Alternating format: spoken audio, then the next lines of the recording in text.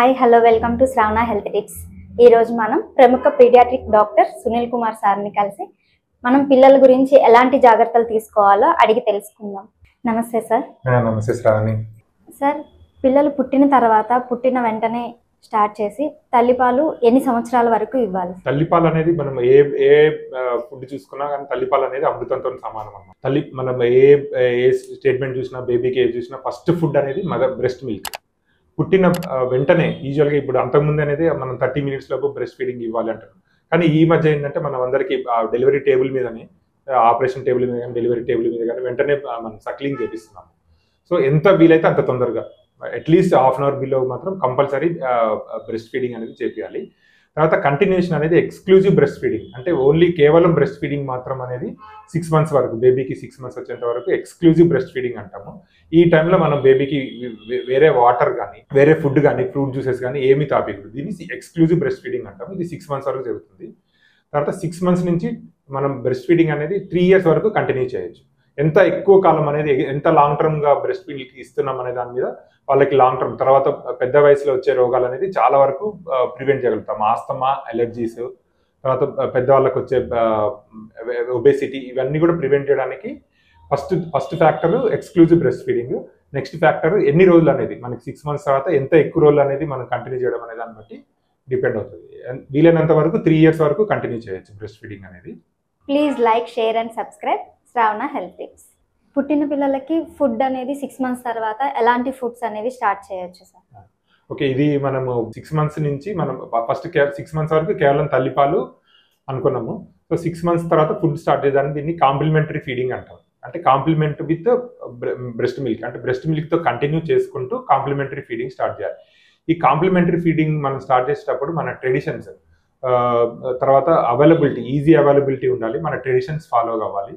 తర్వాత ఏదైతే చీప్గా, అంటే హై కాస్ట్తో అవసరం లేదు, మనం ఎక్కువ ఇంట్లో తయారు చేసుకునేటట్టు ఫుడ్ ఉండాలి.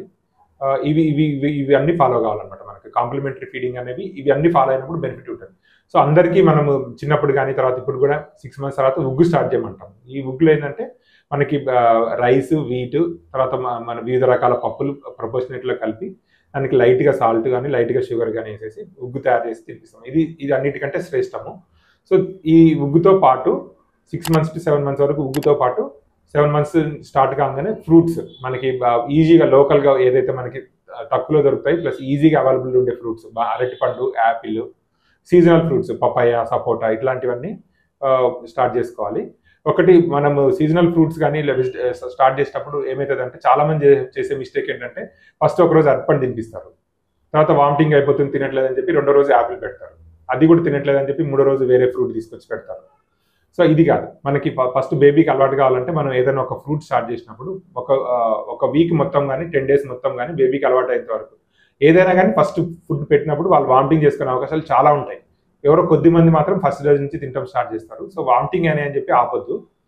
సో ఏదైనా ఒక ఫ్రూట్ స్టార్ట్ చేసినప్పుడు 1 week వరకు మనం టోటల్గా అలవాటు చేసి ఆ టైంలో మనకి బేబీకి అలర్జీస్ కానీ, అంటే స్టార్ట్ చేసిన తర్వాత స్కిన్ ర్యాషెస్ కానీ, లూజ్ మోషన్స్ కానీ, లేదంటే దగ్గు జలుబు ఏమన్నా స్టార్ట్ అవుతున్నప్పుడు మనం అబ్జర్వ్ చేసుకోవచ్చు. బాగా అది ఒక 10 days వరకు అబ్జర్వ్ చేసిన తర్వాత కూడా బేబీ యాక్సెప్ట్ చేయట్లేదు అనుకుంటే మనం నెక్స్ట్ వేరే ఫ్రూట్కి వెళ్ళిపోవాలి. బాగా యాక్సెప్ట్ చేస్తే అప్పుడు నెక్స్ట్ వెరైటీ కోసం వేరే ఫ్రూట్ అలవాటు చేసుకోవాలి. ఇది కంటిన్యూ చేసుకుంటూ మళ్ళీ వేరే ఫ్రూట్ అలవాటు చేసినప్పుడు కూడా అది మొత్తం 1 week మొత్తం అబ్జర్వ్ చేసుకుంటూ 1 week అన్ని ఫ్రూట్స్ అలవాటు కానీ అన్ని వెజిటేబుల్స్ కానీ అలవాటు అయినాక అప్పుడు ఒక రోజు ఒకటి అట్లా పెట్టుకోవచ్చు. అంతేగాని ఫస్ట్ ఒక రోజు స్టార్ట్ చేసేటప్పుడు ఒక రోజు ఒకటి పెట్టి మళ్ళీ 2వ రోజు ఒకటి పెట్టేసి ఏది అలవాటు కాకుండా చేయకూడదు. నెక్స్ట్ కాంప్లిమెంటరీ ఫీడింగ్లో ఇంకొక విషయం ఏంటంటే చాలా మంది బయట ప్యాకెట్ ఫుడ్ పెట్టొచ్చు అని అడుగుతారు.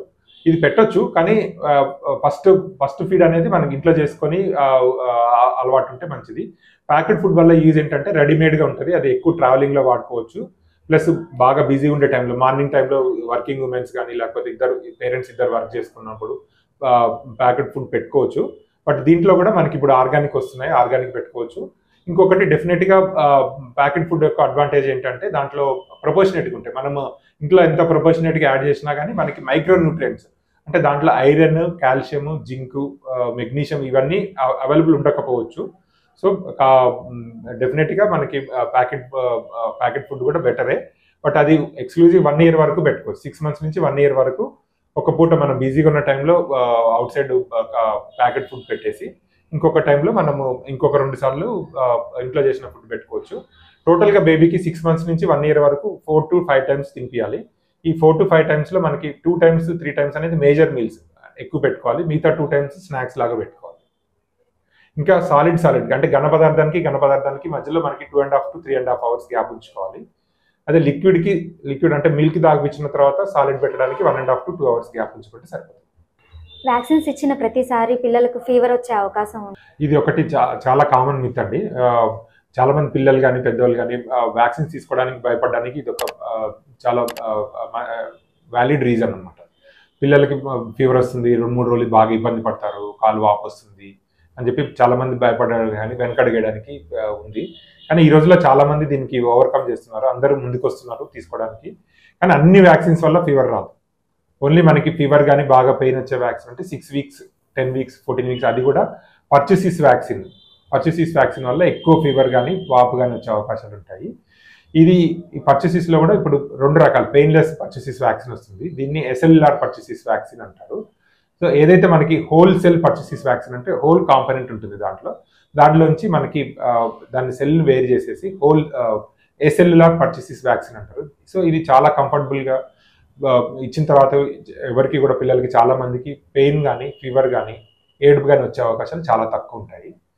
ఇంకొకటి ఇది అందరికి అందుబాటులో ఉండదు, ఎందుకంటే దీని ధర కొంచెం ఎక్కువ ఉంటుంది.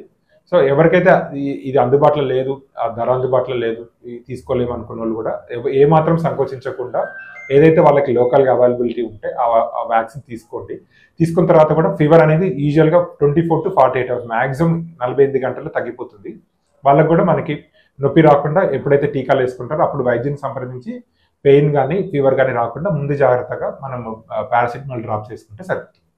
అంతేగాని ఫీవర్ వస్తుంది బాగా ఇబ్బంది పడతారన్న సంకోచంతో వ్యాక్సిన్స్ తీసుకోకుండా ఆపడం అనేది చాలా పెద్ద నేరం. కోల్డ్ కానీ కాఫ్ కానీ ఫీవర్ కానీ ఉన్నప్పుడు వ్యాక్సిన్స్ అనేవి తీసుకోవచ్చా సార్?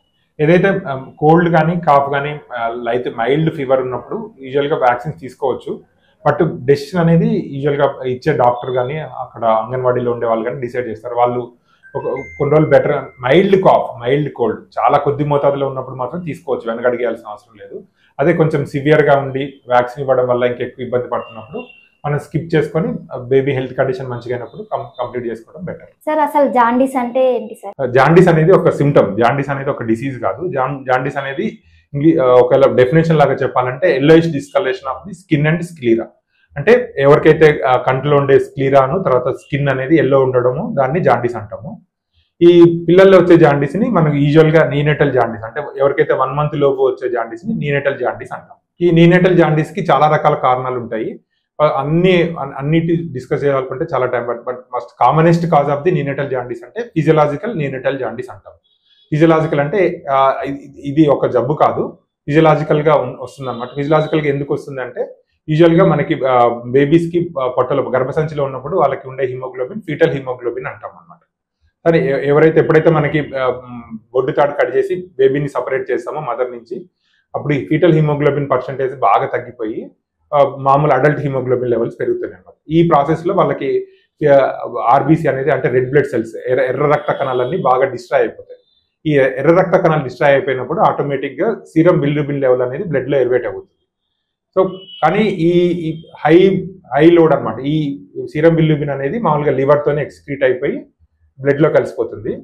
సో కానీ ఈ హై లెవెల్ ఆఫ్ ఆర్బీసీ అంటే రక్త కణాలు ఎక్కువ డిస్ట్రాయ్ అయిపోయి high level of serum bilirubin ఉన్నప్పుడు వాళ్ళకి ఆల్రెడీ ఉన్న 1 బేబీస్కి ఎవరికైతే ఉందో వాళ్ళకి లివర్ కాలేయం అనేది అంత నార్మల్ గా పనిచేసినప్పటికీ హై లోడ్ ని తట్టుకోలేదు అనమాట.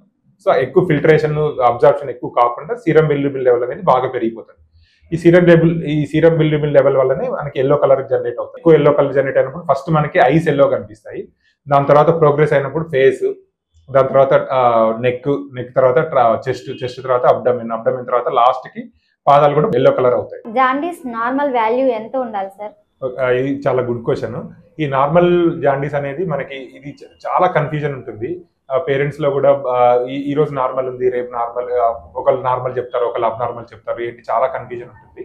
సో ఫస్ట్ మనకి దీంట్లో క్లారిఫికేషన్ తీసుకుంటే ఈ జాండీస్ అనేది ఒక్కొక్క మనకి నార్మల్ లెవెల్ అనేది బేబీని బట్టి, బేబీ యొక్క వయసుని బట్టి, ఈ బేబీ యొక్క బరువుని బట్టి నిర్ధారిస్తాం అనమాట.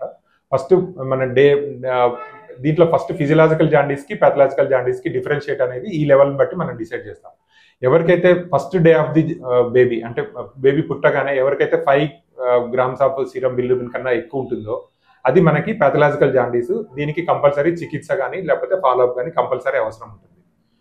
ఇంకా సెకండ్ డే ఆఫ్ ది నుంచి మనకి డైలీ మనకి 2 to 3 grams వరకు పెరిగే అవకాశాలు ఉంటుంది.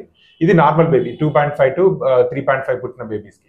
అదే ఎవరైతే 2.5 కన్నా బిలో పుట్టితే వాళ్ళ లెవెల్స్ అనేవి మనకి చార్ట్స్ ప్రకారము వాళ్ళకు ఉండే అసోసియేటెడ్ కండిషన్స్ ఉంటాయి. అంటే మదర్కి కొంతమందికి పుట్టిన బేబీ వాళ్ళ మదర్కి జాండీస్ ఉండడము, మదర్ యొక్క బ్లడ్ గ్రూప్ బేబీ యొక్క బ్లడ్ గ్రూప్ మిస్ మ్యాచ్ని బట్టి వీటన్నిటిని బట్టి మనం నార్మల్ లెవెల్ అనేది డిసైడ్ చేస్తాం. అంతేగాని ఈ రోజు అంటే డే 1లో మనకి 5 ఉంది, డే 10లో 15 ఉంది, అరే డే 1లో అప్పుడు 5 ఉన్నప్పుడు నార్మల్ చెప్పారు బట్ 15 అన్నప్పుడు మళ్ళీ ఇదే లెవెల్ని అబ్నార్మల్ అంటున్నారు అనే దానికి క్లారిఫికేషన్ కంపల్సరీ అవసరము.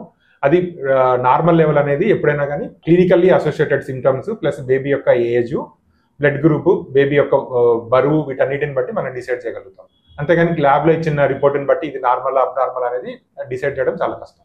అసలు జాండీస్ కి ట్రీట్మెంట్ ఏంటి సార్? ఈ జాండీస్ ట్రీట్మెంట్ గురించి ఆలోచిస్తే ఫస్ట్ మనకి కామనెస్ట్ కాజ్ వచ్చేసి మనం ఇందాక అనుకున్నట్టు ఫిజియలాజికల్ న్యూనేటల్ జాండీస్ అంటాము. ఇది ఏదైతే physiological process of the growth baby mother నుంచి సపరేట్ చేయడము ప్లస్ ఫీటల్ హిమోగ్లోబిన్ అనేది అడల్ట్ హిమోగ్లోబిన్ లాగా మారడము దానివల్ల వస్తుంది. దీనికి యూజువల్గా మనకి చికిత్స అయితే అవసరం ఉండదు. ఈ బేబీ ఏజ్ పెరుగుతున్న కొద్ది దాని అంతదే అవసరం తగ్గిపోతుంది. బట్ కొన్ని కండిషన్స్లో ఎగ్జాగ్జరేటెడ్ ఫిజియలాజికల్ న్యూనేటల్ జాండీస్ అంటాము. దీంట్లో ఏంటంటే మనకి న్యూనేటల్ జాండీస్ కన్నా కూడా ఎక్కువ లెవెల్స్ ఉంటాయి. యూజువల్గా 4వ రోజు కానీ 5వ రోజు కానీ ఇది ఎక్కువ బయటపడుతుంది.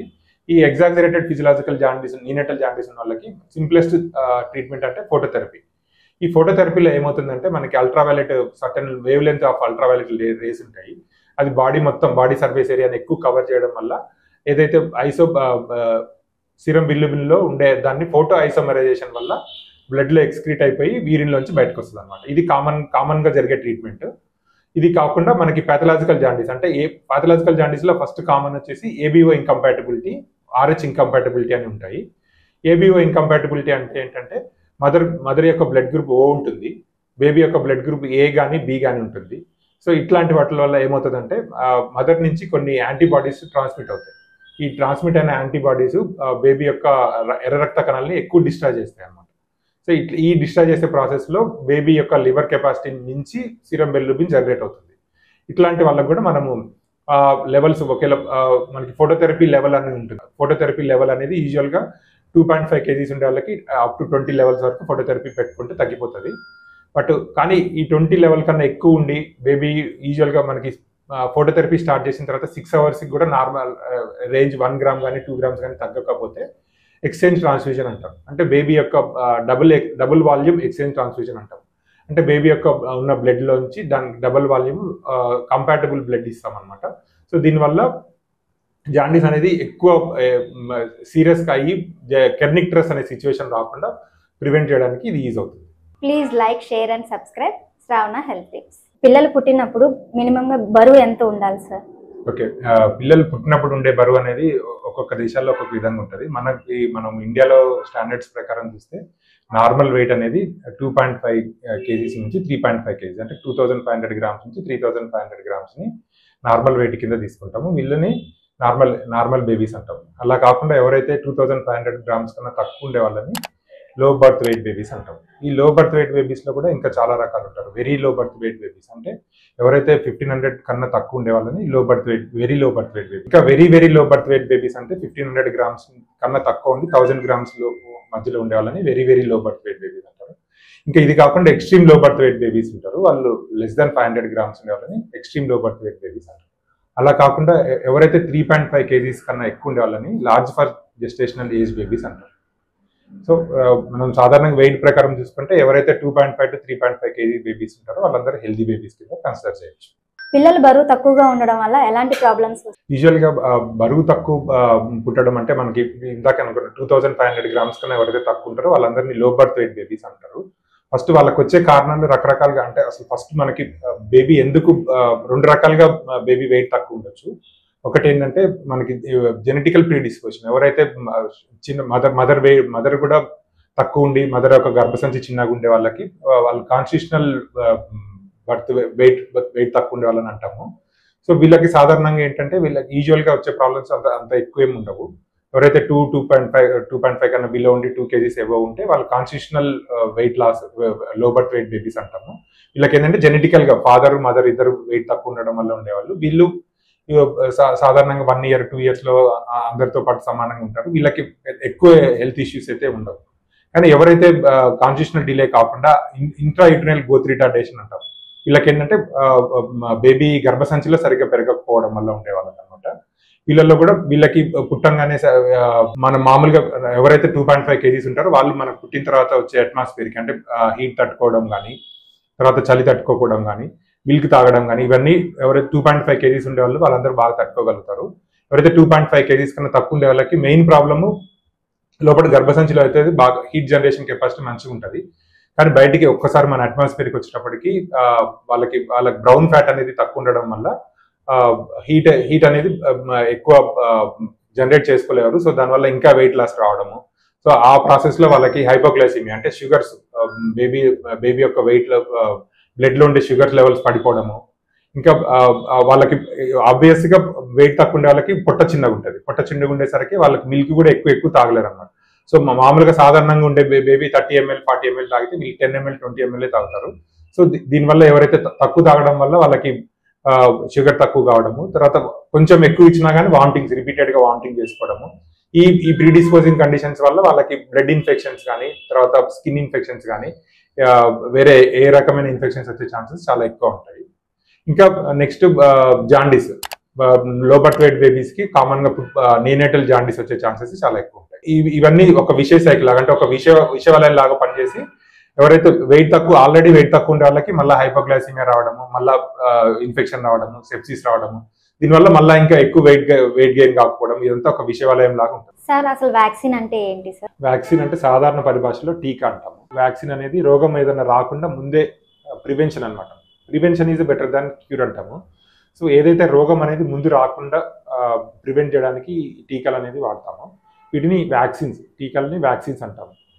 సో ఈ వ్యాక్సిన్స్ అనేది మనకి పుట్టిన పిల్లల దగ్గర నుంచి అడల్ట్స్ వరకు ఎవరికైనా వేసుకోవచ్చు.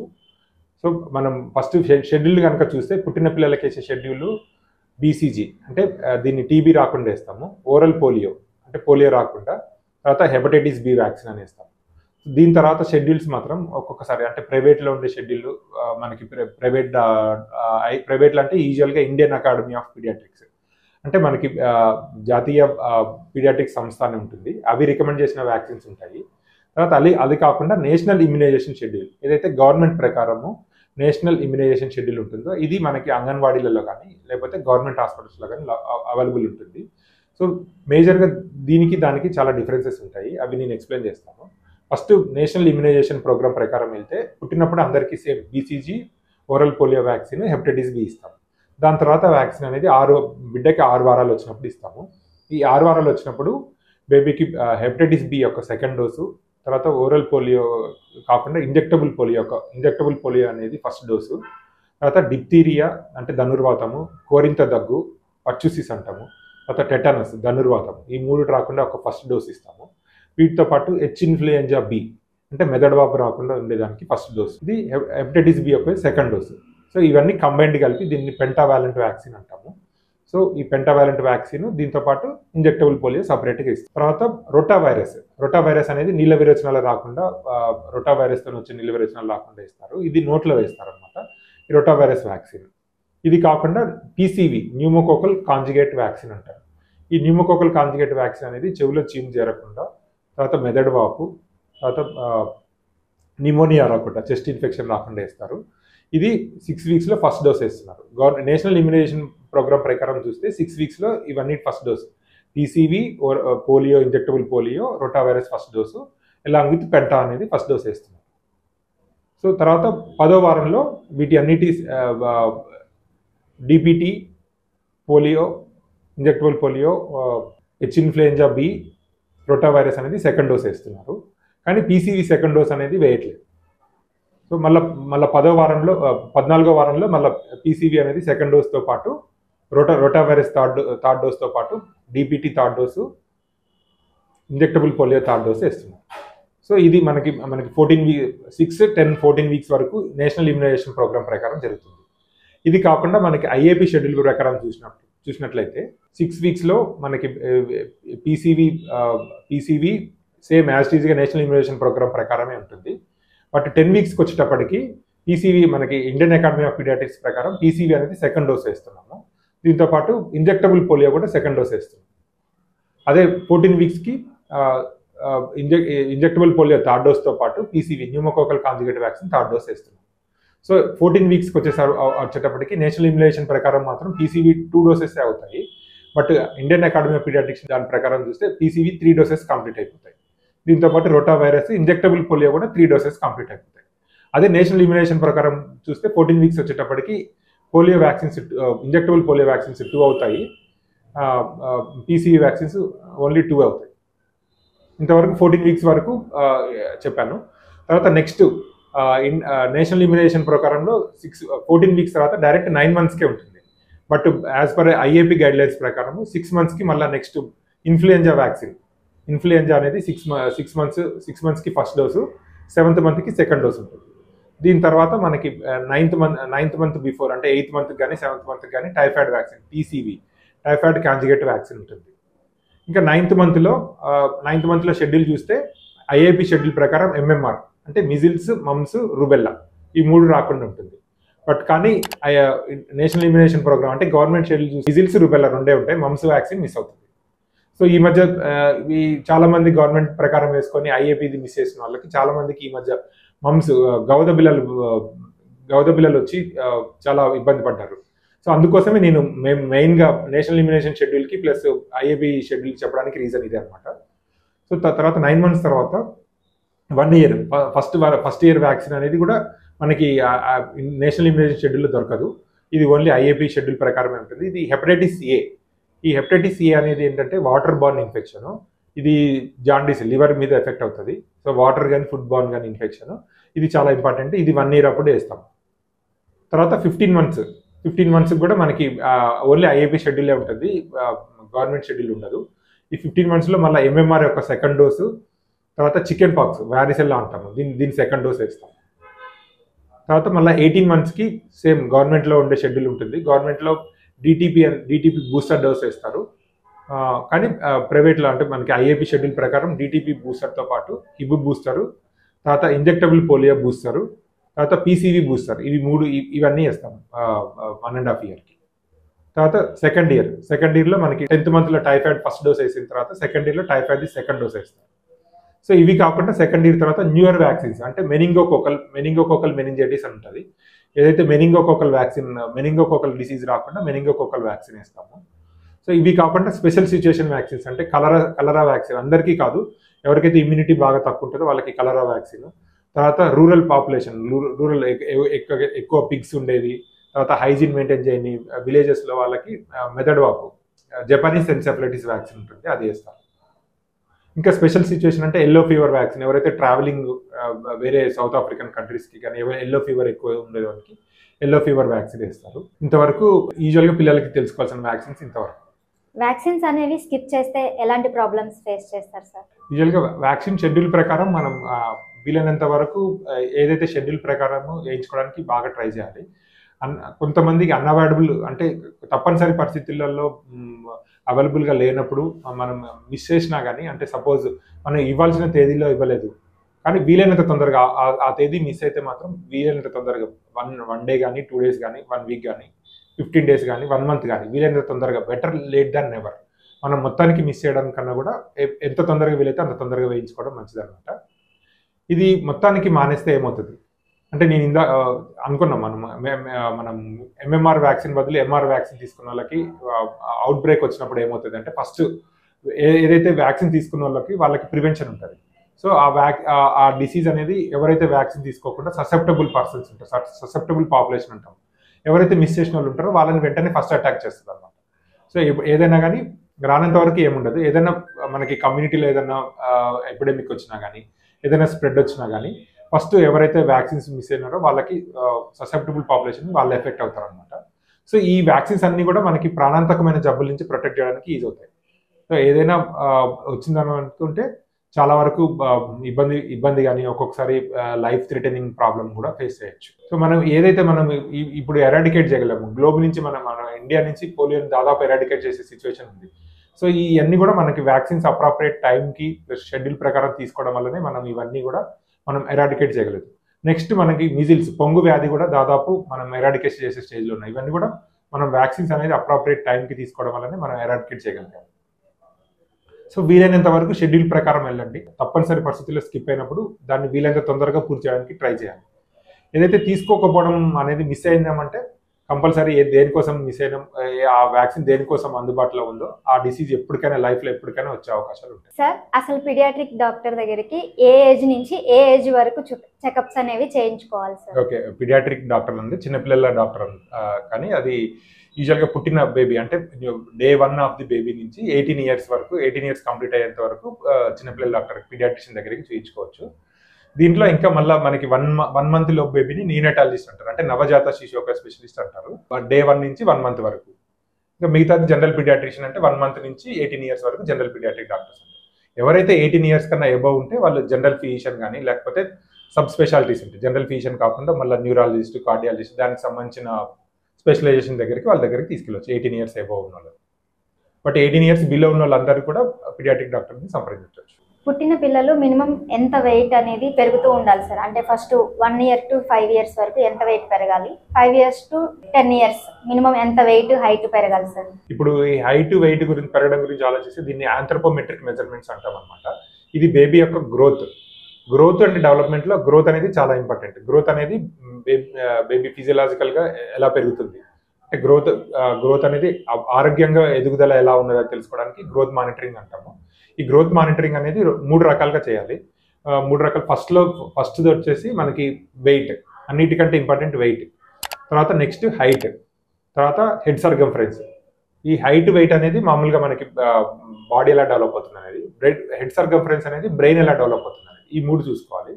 సో దీంట్లో మనం చూసినట్టయితే first 1 month baby weight, first 15 days పుట్టిన తర్వాత 15 డేస్ వరకు baby weight first 1 week weight loss అయ్యి బాడీలో ఏదైతే నీరు కానీ వాటర్ కానీ ఏదైతే అది లాస్ అయిపోతారు.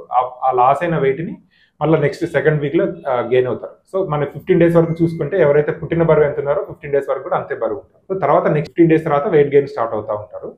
సో పుట్టిన వెయిట్ డబల్ కావడానికి మనకి 5 మంత్స్ పడుతుంది. సో ఎవరైతే పుట్టినప్పుడు 3 kgs ఉంటారో వాళ్ళు 5 మంత్స్ వరకు చూసుకున్నప్పుడు డబల్ 6 kgs ఉంటారు. So body birth weight triples అంటే 3 రెట్లు అనేది 1 ఇయర్కి ట్రిబుల్ అవుతుంది.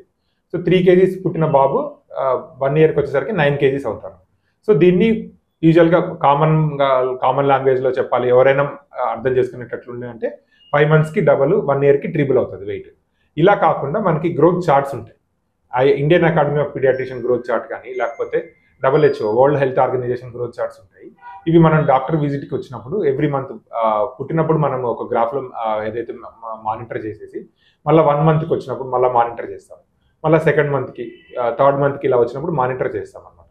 సో దీనివల్ల మనకి ఎక్కువ అడ్వాంటేజ్ ఏమవుతుందంటే ఎప్పుడైతే బేబీ సడన్గా ఏదైనా ఇన్ఫెక్షన్ కానీ ఇల్నెస్ వచ్చినప్పుడు వెయిట్ పెరగకపోవడం ఒకటి ఉంటుంది, తర్వాత పెరిగిన వెయిట్ కోల్పోవడం ఉంటుంది. ఈ 2 డేంజర్ సైన్స్ మనం ఎర్లీగా కనుక్కోవడానికి growth monitoring, plotting of the weight అనేది చాలా ఇంపార్టెంట్. ఇంకా దీంట్లో మానిటరింగ్ చేసినప్పుడు లాంగ్ టర్మ్ 50th పర్సెంటైల్ నుంచి 99th పర్సెంటైల్ వరకు నార్మల్ వెయిట్ అన్నమాట. దీంట్లో మనకి క్రాస్ సెక్షనల్ స్టడీస్ ఏంటంటే ఒకసారి వచ్చినప్పుడు 50th పర్సెంటైల్ నుంచి 99th పర్సెంటైల్ ఉంటే నార్మల్ అని చెప్పొచ్చు. అలా కాకుండా సీరియల్ వెయిట్ మానిటరింగ్ 1 మంత్కి 2 మంత్స్కి 3 మంత్స్కి సీరియల్ వెయిట్ మానిటరింగ్ చేయడం వల్ల బేబీ ఆరోగ్యంగా పెరుగుతున్నాడా లేదా తెలుస్తుంది. ప్లస్ ఎర్లీగా ఏమైనా ఇన్ఫెక్షన్స్ కానీ న్యూట్రిషన్ ప్రాబ్లమ్స్ ఏమైనా ఉన్నప్పుడు బేబీ వెయిట్ కోల్పోవడమా లేకపోతే వెయిట్ పెరగకపోవడం అనేది ఎర్లీగా నిర్ధారణ చేసుకోవడానికి ఈ వెయిట్ మానిటరింగ్ అనేది important. Height, second step of the anthropometry, height measurement.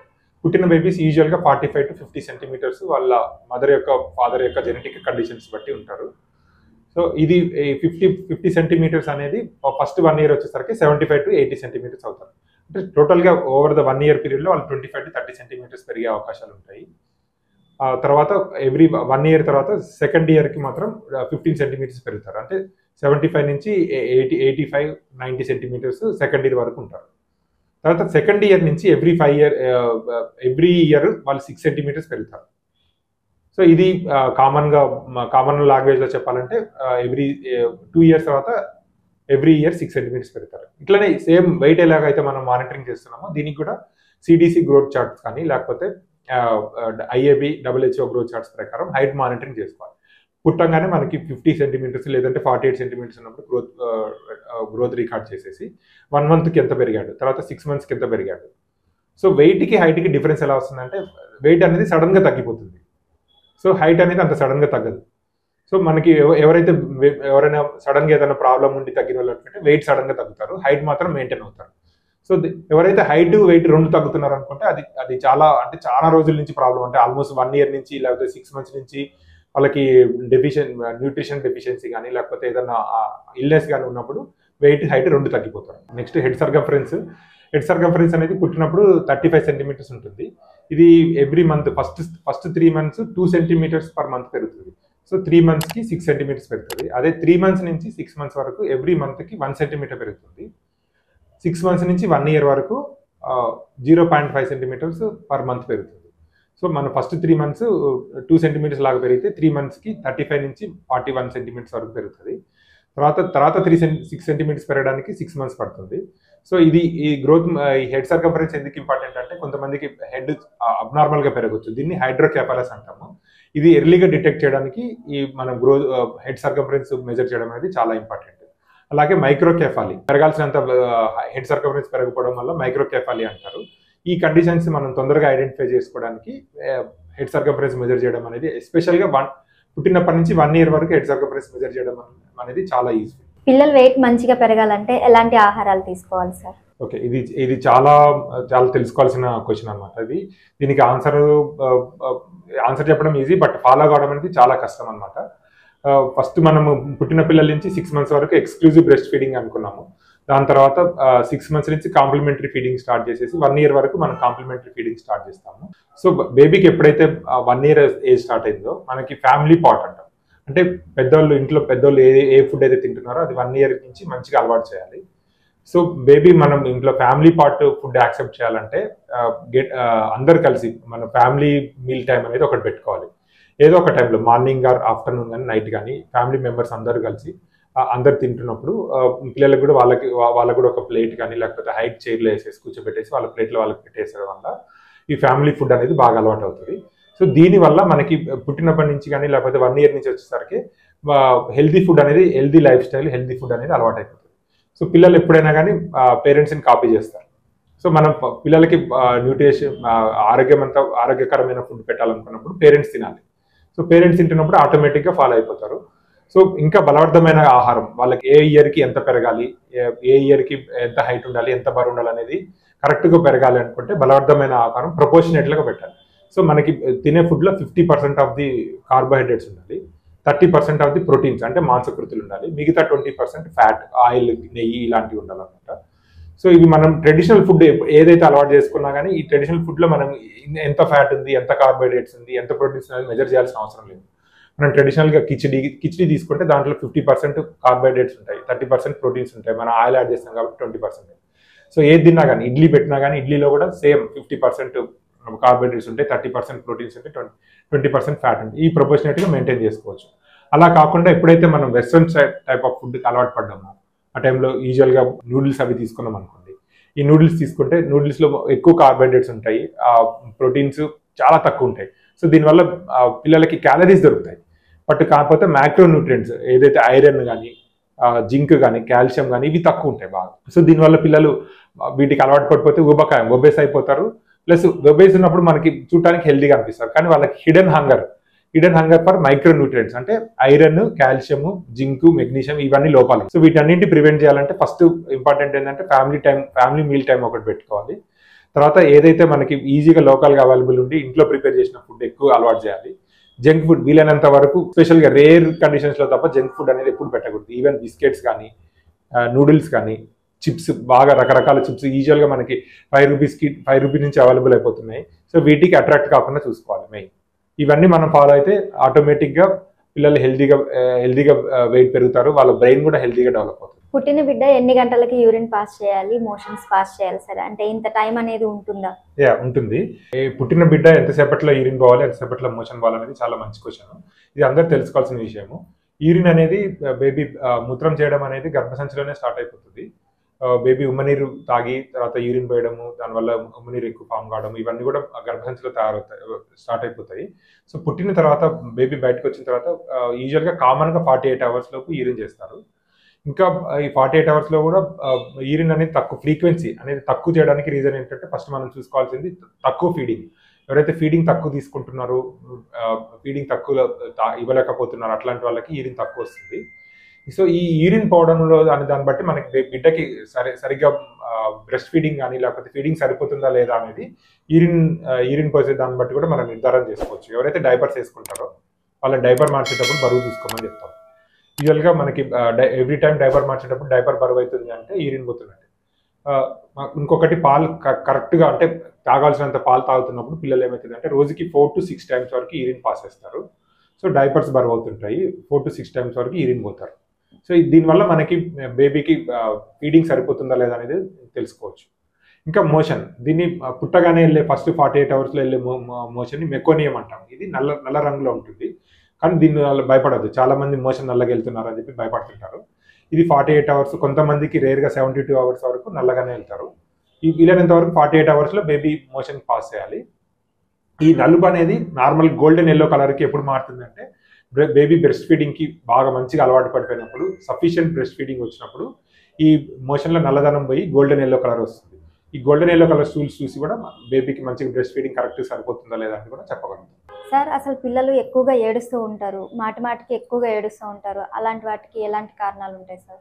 ఈ పిల్లలు ఏడవడం అనేది యూజువల్గా వాళ్ళకి మనతో సంప్రదింపడానికి మాటలు రానంత వరకు కూడా పిల్లలు ఏదైనా కానీ ఏడుతూనే మనతో సంభాషిస్తుంటారు. యూజువల్గా యూరిన్కి వెళ్ళినా, మోషన్కి వెళ్ళినా వాళ్ళకి ఏమైనా కానీ ఫస్ట్ అనేది యూరిన్ వస్తుంది, అదే క్రై వస్తుంది. సో ఈ క్రై అనేది నార్మల్గా ఉంటే ఏం పర్లేదు. దీన్ని ఎక్సెసివ్ క్రై అనేది ఎప్పుడు అంటామంటే బేబీ ఎప్పుడైనా 1/2 hour కన్నా కంటిన్యూస్గా కుక్కబట్టి ఏడుస్తుండడం, ఇట్లాంటి దాన్ని ఎక్సెసివ్ క్రై అంటాము. మనకి చూస్తే first common cause of the excessive cry అనేది ఫీడింగ్. ఫస్ట్ అన్నిటికంటే 90% వరకు ఫీడింగ్ వల్లనే ఉంటుంది. సో ఎప్పుడైతే ఎక్సెసివ్ క్రై స్టార్ట్ అయినప్పుడు బ్రెస్ట్ ఫీడింగ్ ఇచ్చి చూడాలి. ఇన్ కేస్ బ్రెస్ట్ ఫీడింగ్ తీసుకోకపోతే బ్రెస్ట్ ఫీడింగ్ కొంతమందికి ల్యాచింగ్ ప్రాబ్లం, అంటే బ్రెస్ట్ సరిగ్గా అటాచ్ కాకపోవడం వల్ల కూడా ఏడుస్తూ ఉంటారు. సో ఇట్లాంటి వాళ్ళకి టెంపరీగా రిలీఫ్ కావడానికి స్పూన్తో ఇచ్చి చూడాలి. అట్లా కూడా లేదు అనుకుంటే, ఇంకా ఎక్సెసివ్ క్రై లేదనుకుంటే కొంచెం భుజం మీద వేసుకొని తిప్పడం కానీ, లేదంటే వెహికల్ వేసి తిప్పడం, ఉయ్యాలు లోపడం, ఇట్లాంటివి చూస్తే యూజువల్గా ఈ common cause of the 90% of the కాజ్లో ఎక్సెసివ్ క్రై తగ్గిపోతుంది. ఇంకా నెక్స్ట్ రీజన్ వచ్చేసి చెవి నొప్పి. ఈ చెవి నొప్పి అనేది యూజువల్గా ఏఓఎం, అక్యూట్ ఓటైటిస్ మీడియా అంటారు. దీనివల్ల కూడా ఏడుస్తుంటారు. ఇంకా ర్యాషెస్, పడుకోబెట్టే ప్లేస్లో కంఫర్టబుల్ లేకపోవడము, వీటన్నిటి వల్ల కూడా ఉంటుంది. ఈ కాజెస్ అన్నీ అయిపోయినాక కూడా కొన్ని నిర్ధారణ కాకుండా ఉండే క్రై ఉంటుంది అనమాట. దానిని మనం ఇన్ఫాంట్ కోలిక్ అంటాము. సో ఏదైతే మనం 90% కాజెస్ ఆఫ్ ది అనుకున్నామో, ఈ 90% కాకుండా దీన్ని నిర్ధారించలేని కాజుని ఇన్ఫాంట్ కోలిక్ అంటాం. ఈ ఇన్ఫాంట్ కోలిక్ లక్షణాలు ఎలా ఉంటాయంటే బేబీ ఫిజికల్గా అంటే బేబీ గ్రోత్ కానీ, తర్వాత ఫీడింగ్ తీసుకోవడంలో కానీ, బేబీ మిగతా టైంలో ఉండే బిహేవియర్ కానీ అంతా వీటిల్లో ఏం ప్రాబ్లం ఉండదు. కానీ ఇది ఎలా ఉంటుందంటే వీక్లీ 2 times ఈవినింగ్, ఎస్పెషల్గా ఈవినింగ్ టైంలో వారంలో 2 సార్లు జరుగుతుంది. ఈ 2 సార్లు జరిగేటప్పుడు దీన్ని ఇన్ఫాంట్ కోలిక్ని యూజువల్గా దీనికి ఏం ట్రీట్మెంట్ లేకుండా, లేదు కొన్ని సిచ్యువేషన్స్లో కొంతమందికి కొన్ని పొట్టలలో వేసే, నోట్లో వేసే మందుతోని, యాంటీకోలిక్ మెడిసిన్స్తోని చాలా వరకు ట్రీట్ చేయొచ్చు. ఇది ఎప్పుడైతే వారంలో 2 సార్ల కన్నా ఎక్కువ జరుగుతుంది, ఈ క్రై కూడా 1/2 hour కానీ లేకపోతే ఓవర్ నైట్ టోటల్గా నైట్ మొత్తం ఏడుస్తున్నారు, ఇట్లాంటప్పుడు మనం వేరే సీరియస్ కండిషన్స్ కానీ లేకపోతే అబ్నార్మల్ కండిషన్స్ కానీ చూసుకోవాలి. దీంట్లో ఒకటి మనకి కౌ మిల్క్ ప్రోటీన్ ఇంటాలరెన్స్ అంటారు.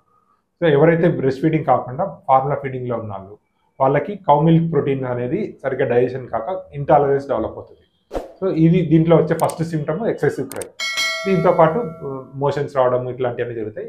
ఈ కండిషన్స్లో దీన్ని కౌ మిల్క్ ప్రోటీన్ ఇంటాలరెన్స్గా మనము డయాగ్నోస్ చేసి దానికి సంబంధించిన ట్రీట్మెంట్ మళ్ళీ చేసుకోవాలి. ఇంకొకటి ఎమోషనల్. కొంతమంది ఎమోషనల్గా అంటే మదర్తో ఎక్కువ ఉండడం పిల్లలు కోరుకోవడము, తర్వాత మదర్తో సపరేట్ కాకుండా ఉండాలని కోరుకోవడము, ఎమోషనల్గా కూడా సైకలాజికల్గా కూడా బేబీ కొంతమంది ఉండి బిహేవియర్ చేంజెస్ వల్ల కూడా ఎక్కువ ఏడుస్తూ ఉంటారు. ఇవన్నీ కూడా అంత సీరియస్ విషయాలు కాదు. Only cow milk protein intolerance అనేది మనము ఎక్సెసివ్ క్రై ఉన్నప్పుడు కౌ మిల్క్ ప్రోటీన్ ఇంటాలరెన్స్ అనేది ఉందా లేదా అనేది అదొకటి నిర్ధారణ చేసుకోవాలి. Thank you sir. You are mostly welcome. మీకేమన్నా డౌట్స్ ఉంటే కామెంట్ రూపంలో తెలియజేయగలరు. Please like, share and subscribe Shravana health tips.